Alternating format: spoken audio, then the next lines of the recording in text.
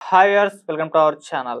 Salary అడిగాడని చెప్పేసి తన డ్రైవర్ పైనే ఒక డైరెక్టర్ కత్తితో దాడి చేసిన ఘటన ఇప్పుడు హాట్ టాపిక్ గా మారిపోయింది. అసలు ఏం జరిగిందా అని చూస్తే బాలీవుడ్ లో మనీష్ గుప్తా అనే ఒక డైరెక్టర్ అతను తన డ్రైవర్ సాలరీ అడిగాడని చెప్పేసి అతని మీద కత్తితో దాడి చేశారు. ఆ బాధితుడు కూడా వార్సోవా పోలీస్ స్టేషన్ లో ఇతని మీద డైరెక్టర్ మీద కంప్లైంట్ ఇవ్వడం జరిగింది. పోలీసులు కూడా పలు సెక్షన్ల మీద కంప్లైంట్ తీసుకొని కేసు అయితే నమోదు చేశారు. సో ఎంక్వైరీ అయితే జరుగుతుంది.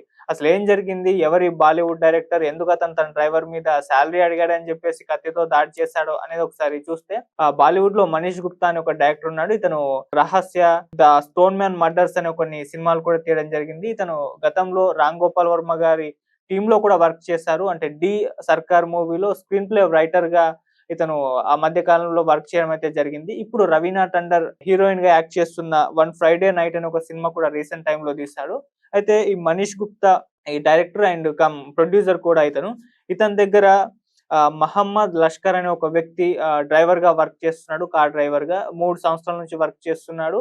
ఇతని సాలరీ కూడా నెలకు 23,000గా చెప్తున్నారు. అయితే ఇతని సాలరీ ఎవ్రీ మంత్ కూడా లష్కర్ కు లేట్ గా ఇవ్వడంతో వీళ్ళ మధ్య గొడవలు స్టార్ట్ అయ్యాయని చెప్పేసి తెలుస్తుంది. అంటే ఎవ్రీ మంత్ కూడా ఇచ్చేది 23,000 సాలరీ, అది కూడా లేట్ గా ఇస్తున్నాడు. ఎప్పుడు ఇస్తున్నాడో, ఏ టైంకి ఇస్తున్నాడో కూడా అర్థం కాని పరిస్థితి ఉంది. దీంతో నాకు సాలరీ టైంకి ఇవ్వండి, అసలే 23,000 నా ఫ్యామిలీని పోషించుకోవాలి, మరీ లేట్ గా ఇస్తున్నారంటూ అతను కూడా కాస్త గట్టిగా మాట్లాడడం మొదలు పెట్టాడు డైరెక్టర్ గుప్తా తోటి.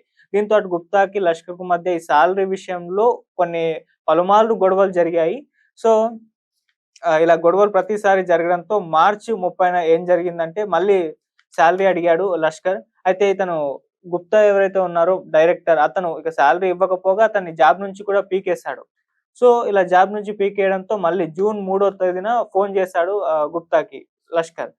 సార్ ఎలాగో జాబ్ నుంచి పీకేశారు, నా సాలరీ అన్నా ఇచ్చేయండి, ఎలాగో వర్క్ చేశానుగా 1 మంత్ అని చెప్పేసానన్నాడు. దీంతో అటు గుప్తా కొద్దిగా ఆలోచించి, మళ్ళీ నువ్వు జాబ్‌లో జాయిన్ గావు, అప్పుడే నేను లాస్ట్ మంత్ సాలరీ ఇస్తాను, లేదంటే ఇవ్వను అని అన్నాడు. సో ఇదొక చర్చ అటు పక్కకుంది. అంటే అతనే సాలరీ జాబ్ నుంచి తీసేసాడు. మళ్ళీ అతనే డ్యూటీలో జాయిన్ కమ్మన్నాడు ఏంటి అని జెప్పేసి. సరేలే అని లస్కర్ కూడా అనుకోని, ఎలాగో లాస్ట్ మంత్ సాలరీ మిస్ చేసుకోవడం ఎందుకు, దాన్ని తీసుకుందాం, అలాగే జాబ్‌లో జాయిన్ కమ్మన్నారు గదా అని అతను కూడా ఓకే చెప్పేసి అలా డ్యూటీలో జాయిన్ అయిపోయాడు.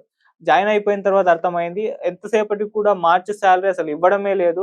సో మళ్ళీ కూడా గొడవలు స్టార్ట్ అయిపోయాయి. సార్ మార్చి సాలరీ ఇవ్వండి, ఇవ్వండి అని జెప్పేసి అలా అడుగుతూ ఉన్నాడంట.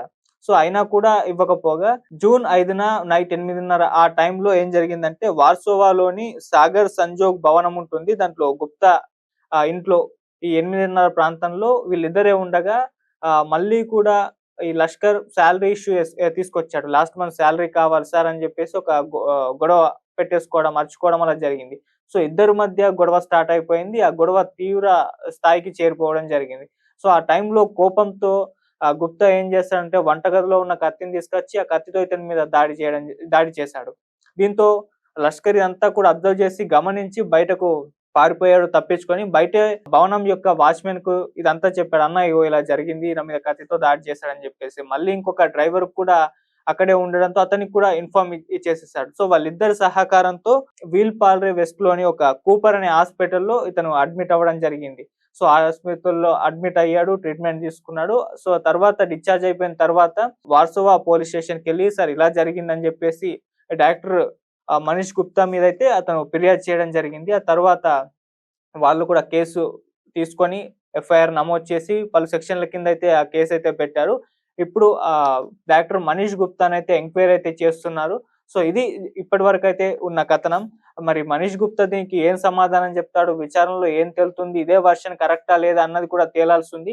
ఏదేమైనా కేసైతే ఇప్పుడు అతని మీద నమోదైంది. సో అతన్ని అదుపులోకి తీసుకొని ఎంక్వైరీ చేసే అవకాశం ఉందని కూడా చెప్తున్నారు. మరి చూడాలి, మనీష్ గుప్తా నిజంగానే దాడి చేశాడా? సాలరీ ఇష్యూనే వీళ్ళ మధ్య ఉందా? లేకుంటే ఇంకేదన్నా ఉందా? సాలరీ అడుగుతే దాడి చేయడం ఏంటి అంటూ కూడా ఇలా రకరకాల చర్చలైతే జరుగుతున్నాయి. చూద్దాం మరి మనీష్ గుప్తా విషయంలో, Bollywood director and producer Manish Gupta విషయంలో ఏం జరుగుతుందో, ఏం తేలుతుందో తొందరలో అయితే తెలిసిపోతుంది. సో ఇప్పటివరకైతే ఈ కథనం మాత్రమే